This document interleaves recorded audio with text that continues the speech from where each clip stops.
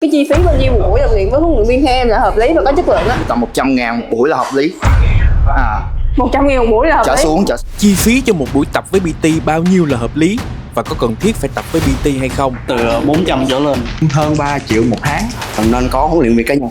Đây là chủ đề cực kỳ nóng trong suốt thời gian vừa qua, gây nên nhiều tranh luận về giá cả và chất lượng đi kèm. Mọi người sẽ nhìn vào profile của một PT đó trước. Mấy bạn PT cũng đang rất là hỗn loạn vấn đề đó. Hỗn loạn. Trong video này, chúng mình sẽ cùng tìm hiểu xem những người đi tập bình thường lẫn PT nghĩ như thế nào về vấn đề này. Nếu mà có trong điều kiện kinh tế cho phép á, thì tập luyện với huấn luyện viên và tập luyện một mình thì cái nào sẽ mang lại cái kết quả tối ưu hơn? Em nghĩ thì tất nhiên là tập luyện với huấn luyện viên nó sẽ hiệu quả hơn rồi. Kiểu sẽ có một người là dẫn dắt cho mình tập thế nào là đúng. Kiểu mình đi đúng hướng ngay từ đầu thì nó sẽ lúc nào cũng dễ hơn là mình tự tìm đường đi. Em có PT không hay là em tự tập? Em có PT. Em tập PT? Em tập với PT tầm bao nhiêu lâu? Tập khoảng tầm 1 năm. Thì theo Đại á, cái việc mà mới tập á, mình tự mày mò mình tập với lại mình tập với huấn luyện viên thì cái nào sẽ tốt hơn? Thời gian đầu em nghĩ nên tập đối với huấn luyện viên. Tại em ăn chay trường nữa. Em ăn chay trường. Nên cái chế độ ăn uống em nó cũng khác với người bình thường đó. Nên em cần huấn luyện viên để lên cái meal plan. Đúng rồi. Em nghĩ chắc là phải tập với huấn luyện viên trước, xong mình quen bài rồi thì sau đó mình kiểu tự tập tự do thì nó ok hơn. Tại vì cũng không có biết tư thế này kia mình có đúng hay không này kia, rồi ăn uống này nọ là sao. Theo em thì nếu trong điều kiện kinh tế cho phép đó nha, thì mình tập với huấn luyện viên và mình tự tập thì cái nào sẽ mang lại cái tối ưu hơn? Thì em nghĩ là với huấn luyện viên ok hơn. Thì có người kèm cặp mình rồi chỉnh form cho mình tập. Tất nhiên là có người training hướng dẫn cho mình đi từ ban đầu thì có cái nền tảng nó sẽ tốt hơn cho mình. Cái việc ở đây là có nghĩa là mình sẽ tiết kiệm được một phần thời gian và đỡ gặp những chấn thương mà mình không mong muốn. Thì cái lúc mà anh bắt đầu á, anh có PT không hay là anh tự mày mò anh tập thôi? Anh tự mày mò. Tự mày mò luôn. Vậy thì theo anh á, là anh tập một mình sẽ có kết quả tốt hơn hay là anh tập với huấn luyện viên sẽ có kết quả tốt hơn? Theo anh nghĩ thì chắc là theo huấn luyện viên thì mình sẽ vô cái khuôn khổ thì sẽ tốt hơn. Nếu mà tập luyện huấn luyện viên rồi thì sẽ tránh được cái tình trạng khắc phục là bị bên to bên nhỏ nhiều hơn. Còn nếu mà tự tập một mình là chúng ta sẽ phải mất một thời gian lâu sau mới có những cái sự khác biệt đó rồi. Thực ra em cũng có một anh gọi là PT nhưng mà anh đó là bạn của em. Thì em hiện tại đang 65 kg, anh PT đó cũng khá là to, cũng tầm 50 kg chị ạ. Anh là người hỗ trợ em luôn. Nói chung nó thì ông đó là ông bạn em á. Thì ông sẽ đó, trước giờ là ông có đi tập trước rồi và ông biết những cái mà tư thế. Dạ vâng, anh chỉ cho em, ông chỉ cho em cái sao để mà nó không có vô khớp, không có bị chấn thương chứ. Tức là bạn này bạn không có thuê PT, nhưng bạn có một người đã có kinh nghiệm tập và hướng dẫn cho bạn dấn thân vô cái con đường này. Dạ đúng rồi. Đa số các bạn được hỏi đều trả lời rằng nên tập với PT vì những lợi ích đi kèm. Trong thị trường PT đang cạnh tranh khốc liệt như hiện tại thì đối với họ, chi phí bao nhiêu cho một buổi tập là hợp lý? Ở phần tiếp theo, chúng mình cũng sẽ đặt vấn đề về tình trạng nhức nhối hiện tại, đó chính là PT phá giá. Nhưng trước khi đi vào nội dung này, chúng ta sẽ cùng tìm hiểu những suy nghĩ của các bạn PT. Mình làm PT được lâu chưa anh vậy? Anh làm được 2 năm mấy. 2 năm mấy. Cái khoảng thời gian mà anh mới đi tập á, anh có thuê PT không? Anh tự tập chừng 3 năm. Anh mới thuê PT. Anh sẽ nói thiệt là lúc anh quyết định dấn thân thì anh đã mindset là mình phải học luôn rồi. Thì trước khi anh dấn thân là anh đã có bằng NASM với lại có học tí về train guide hoặc là manual handstand rồi, nên lúc đó anh không có thuê có. Thực chất là một phần là nói thật là hết tiền, tại vì đầu tư vô học hết rồi. Tại vì lúc đầu anh tập PT là lúc đó anh không có mê cái này á. Anh vô phòng anh như giải stress thôi. Mặc dù là lúc đó là hơn 100 kg mà vô là không có nhu cầu tập gym, không có gì hết. Hơn 100 kg hả? Đúng rồi. Mà vô thì em nói phì mà. Giống như là đó mình kinh doanh nó nặng đầu óc quá, vô phòng gym để chơi thôi. Rồi bắt đầu giảm cân xong mình mới mê. Làm được 6 năm. 6 năm rồi. Vậy thì tức là cái thời gian anh tập là phải hơn 6 năm. Dạ đúng. Mình có đi thi đấu hay gì không? Có luôn. Theo mình nghĩ á, là nếu như mấy bạn có kinh tế ổn thì mình nên đầu tư vô cái việc tập luyện của huấn luyện viên, nó sẽ ok hơn. Tại vì khi mình mới bắt đầu tập luyện á, mình sẽ hơi bị mơ hồ về cái việc tập, mình không biết cách tập như thế nào thì nó sẽ lâu có hiệu quả hơn. Với lại tập luyện mà không có huấn luyện viên thì cũng dễ bị chấn thương hoặc là nó sẽ bị hư những cái form mà mình không mong muốn. Cái này đương nhiên nếu mà nhìn theo một cái hướng tốt hơn thì chắc chắn là sẽ có PT tốt hơn rồi. Đương nhiên thì nó sẽ phụ thuộc vào cái việc là bạn PT có chất lượng hay không, như kiến thức này nọ và cách sư phạm bằng đó. Mình làm PT rồi thì mình nói được cũng hơi kỳ, nhưng mà nếu mà khách quan thì nên. Tại chính anh bây giờ anh vẫn thuê code cho anh. Giống như mình muốn chơi game nhanh hơn thì mình không có thời gian mình đi học YouTube này nọ kia, thì mình thuê gỡ học sẵn rồi thì mình chỉ cần trực tiếp thôi. Còn thí dụ mà không có kinh tế thì vẫn tự tập được, thì lúc đó mình chịu khó, thời gian mình bỏ ra mình lên mạng mình tìm tòi, với lại mình phải bỏ ra thời gian mình chứng minh cơ thể của mình có ok phương pháp hay không nữa. Em nghĩ là sẽ có huấn luyện viên chứ, tại vì nếu mà mình có thể tự tập được á, thì tới một cái giai đoạn nào đó mình muốn duy trì á là sẽ là dễ. Còn nếu mà mình muốn nó tốt hơn, đạt được mục tiêu sớm hơn, nhanh hơn thì mình nên có huấn luyện viên cá nhân. Hiện tại em cũng là huấn luyện viên cá nhân luôn đúng không? Dạ đúng rồi, em thuộc liên đoàn để em đi thi đấu. Em ở huyện Khánh Hòa. Không phải là với vai trò là ấy cho nên em mới kêu nha. Nhưng mà thực sự á, là trong những giai đoạn đầu nên có một cái người hướng dẫn. Mình sẽ không thể nào mà tự có thể tìm hiểu đúng hết. Mình mọi thứ tìm hiểu chút thì nó sẽ cứ quay một vòng và nó không có đi đến kết quả. Thì ngay từ đầu á, mọi người nên tìm một người có chuyên môn, có kinh nghiệm đó hướng dẫn và định hướng từ đầu, rồi sau đó có thể tự tìm ra những cái hướng đi riêng. Thì theo em là có người tập cùng á, nó sẽ ok hơn. Tại không phải riêng là đi gym mà bất cứ một cái gì cũng vậy, là khi mà chỉ có người đồng hành đó, nó sẽ có cái yếu tố về tinh thần, và người ta cũng sẽ dẫn dắt mình. Tại vì mình không thể nào mà chị dành một ngày cuộc sống chị vừa đi làm vừa đi học vừa lo đủ thứ vấn đề, và chị còn phải dành thời gian chị tìm hiểu về gym nữa. Thì khi mà có cái người tập cùng á, người ta sẽ giúp chị tìm hiểu. Ví dụ có lỗi có sai, người ta sẽ sai trước, người ta truyền đạt kinh nghiệm lại, thì chị sẽ tiết kiệm được thời gian hơn rất là nhiều.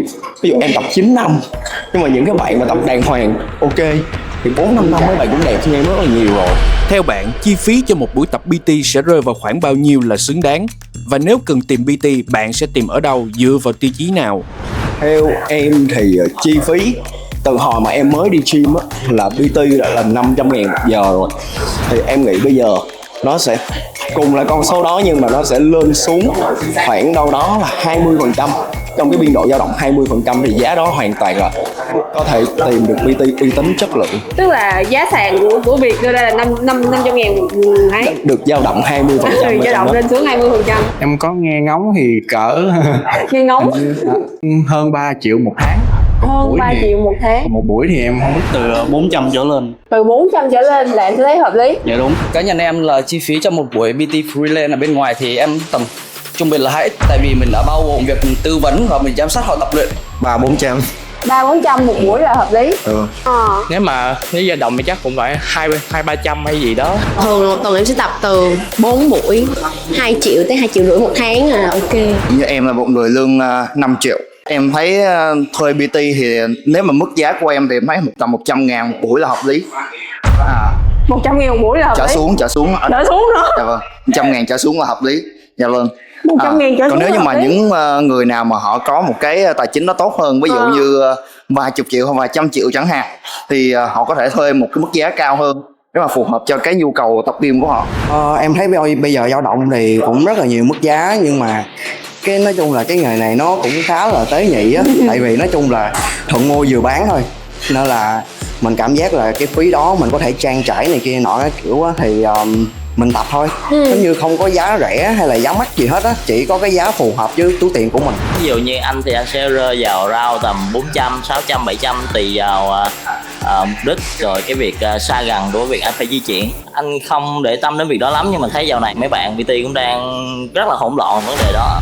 Hỗn loạn. Cái phần bánh này nó cũng khá là lớn nên anh cũng không có may lắm, tại vì sức mình cũng chỉ tầm đó thôi. Em đồ khoảng 20-30 người là max lắm rồi.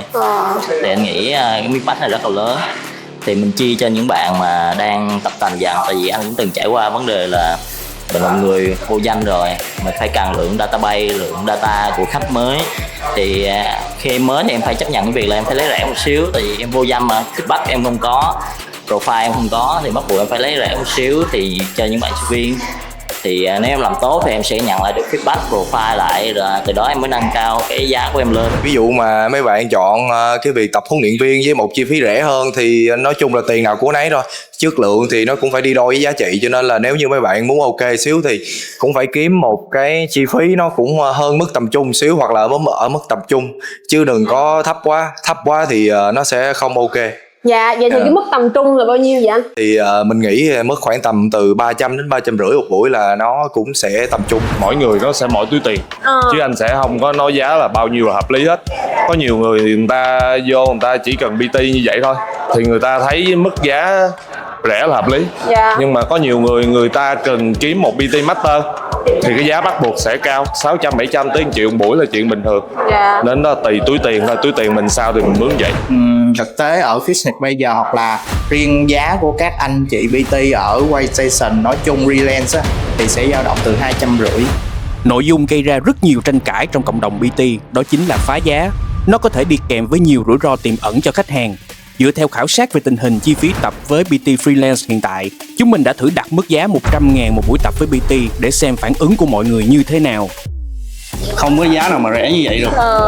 Tại vì chất lượng nó phải đi đôi với lại giá cả cao. Thì với cái giá mà 100.000 như vậy thì nó không có được. Em thấy nó khá rẻ, rất rẻ so với cái giá mà huấn luyện viên cá nhân hiện tại nha.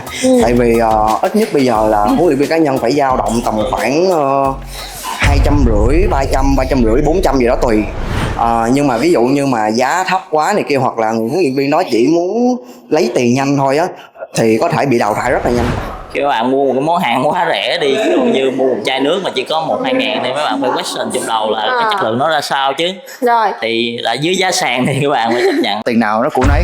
Dạ vâng, em cũng có hiểu được cái quy luật đó trong cuộc đời này. PT mà dưới 100.000 á thì em thấy đó là kiểu như là họ thuê mình thuê họ với mức giá gọi là bạn bè, kiểu như là ông bạn em cũng vậy. Hồi trước em có một người bạn khác nữa, hồi trước là ông cũng có một cái ông bạn nữa, ông cũng đi tập này nọ này kia luôn, rất là to và đi học PT luôn. Nhưng mà cái ông mà học PT đó vẫn đồng ý dạy như ông bạn này, mức giá tầm cỡ 70.000 hay 50.000 một buổi như vậy thôi. Cái đó là bạn bè đi, nó khác. Đúng rồi. Bây giờ là không phải bạn bè. Nếu không phải bạn bè thì chắc chắn không có giá đó chị. Mấy vậy, chắc chắn không có giá đó đâu. Đúng theo cái tâm thì mình không có nhận được, tại vì mình còn phải để thời gian để mình take care những khách hàng khác, cho nên là những cái vấn đề mà chi phí nó quá thấp thì nó cũng sẽ không ok, với lại cái công sức mình bỏ ra nó cũng không có tương xứng. Thì em nghĩ cái chuyện đó thì chắc chắn nó sẽ có, và mấy bạn đó cũng không cần phải lên án gì, mấy bạn đó sẽ tự bị đào thải. Nếu như bạn đang có dự định tìm một PT đồng hành thì nên dựa vào những tiêu chí nào? Kiểu mà để đánh giá một huấn luyện viên thì đầu tiên là phải đánh giá cái body của họ trước. Kiểu họ quản lý chính bản thân của họ tốt thì họ mới quản lý mình tốt được. Thì em dựa trên thứ nhất là về kiến thức, thứ hai là về ngoại hình của họ. Mọi người sẽ nhìn vào profile của một PT đó trước. Sẽ có buổi tập huấn cầu trải nghiệm là 1 đến 2 buổi đầu. Thì PT cũng vậy, họ cũng như người bạn của mình vậy đó chị. Thì khi mà mình đi với một người nào đó, họ thúc đẩy mình và mình có một cái động lực mà mình tập nhiều hơn, từ đó nó vô cơ nhiều hơn. Họ phải có một cái chuyên môn khá vững đó, một cái body mà để cho mọi người có thể cảm thấy thích thú. Có thể là nó sẽ không quá bự như những cái anh đi thi đấu này kia, nhưng mà ở một cái khuôn khổ nào đó mình thích, phải gọi là khách thích. Giống như là ví dụ như là chị em mình không đi thi đấu đi, nhưng mà khách người ta thích cái body giống em hoặc là giống chị thì người ta vẫn sẽ đi theo mình bình thường. Nhưng mà mình phải là người tập luyện làm sao đó để cho khách hàng người ta nhìn mình, người ta cảm thấy thích. Ok, các bạn muốn đẹp thì các bạn book PT, cái người đó cũng phải đẹp chứ ạ. Có thể không phải xuất sắc, nhưng mà so với mặt bằng chung, so với người không tập thì đẹp hơn là chuyện hiển nhiên nha. Cái thứ nhất, cái thứ hai là người đó người ta có một cái kho feedback. Tại vì nếu người ta đẹp do cơ địa thì người ta cũng không thể truyền cái đẹp đó cho mình được. Thì nếu người ta đẹp thôi chưa đủ, còn phải là kèm ra những người đẹp. Biết sơ về một cái kiến thức cơ bản về việc luyện tập, ít nhất bạn có một cái filter để bạn lọc ra được là PT đó ok, có hiểu về cái việc tập luyện hay không, hay chỉ là mọi người sinh ra nó có một cái thể hình hay condition đẹp rồi và chỉ tập một thời gian xong rồi quyết định có thể kiếm tiền từ việc đó thôi. Chuyên môn thì tất nhiên mấy bạn huấn luyện viên thì ai cũng sẽ có, nhưng mà nếu như mà về tính cách xem mình có hợp với lại người đó hay không, về cái tập luyện, về cái mindset lifestyle như thế nào, body người huấn luyện viên nó cũng rất quan trọng chứ. Tại vì mình thay đổi cho mình được thì mình mới thay đổi cho người ta. Thấy body huấn luyện viên thì người ta cũng có cái động lực người ta tập hơn. PT đó hoạt động ít nhất là Facebook của họ thể hiện rất là rõ ràng là họ đang làm cái nghề đó. và những khách hàng của họ đã giảm cân được. Chứ tại vì anh thấy một số PT mình vô trang cá nhân của họ không có gì hết, thì mình cũng không biết là họ có phải PT không. Ít nhiều body của PT không phải là có, không phải chưa chắc là vận động viên, nhưng mà ít ra thì nó phải hơn khách hàng một xíu đó. Rồi thứ hai nữa là mình có hình ảnh đã thay đổi được nhiều khách hàng. Thời gian tập luyện của PT á, có thể nhiều khi rẻ hơn nếu mọi người tự mò sẽ tốn thời gian, là một cái chi phí vô hình nó rất là đắt. Thứ hai á, là tốn về tiền, ở đây á, là tiền ăn không đúng cách, chấn thương khi mà tự tập á, thì lại tốn một cái chi phí điều trị nó thật sự không hề rẻ, mà nó lại có di chứng sau này nữa. Một số bạn PT mà không phải quá nổi tiếng thì các bạn sẽ cho tập thử, thì mình trải nghiệm dịch vụ của họ, mình thấy họ có nhiệt tình hay không. Vì đôi khi các bạn mới thì bù lại chắc chắn là đôi khi các bạn nhiệt tình hơn những bạn master. Cái này đánh giá cao là cái độ nhiệt tình. Khi mà PT nó càng có nhiều kinh nghiệm á, thì mọi người buộc phải bỏ một cái chi phí nó tương xứng. Đấy, nhưng mà chi phí rẻ hơn thì không có nghĩa mình chọn PT kém chất lượng hơn. Mỗi người sẽ có một mục tiêu khác nhau. Tập luyện không phải là đi từ điểm A đến điểm B rồi kết thúc. Tập luyện nên là một hành trình kéo dài trong suốt cuộc đời bạn với vô số kiến thức và trải nghiệm. Để đạt được thành quả, đôi khi chúng ta sẽ cần một người đồng hành. Chúc cho tất cả PT sẽ mang lại giá trị bền vững cho khách hàng. Chúc các bạn gymer sẽ có những thành quả tập luyện tích cực. Còn bạn nghĩ như thế nào về nội dung này?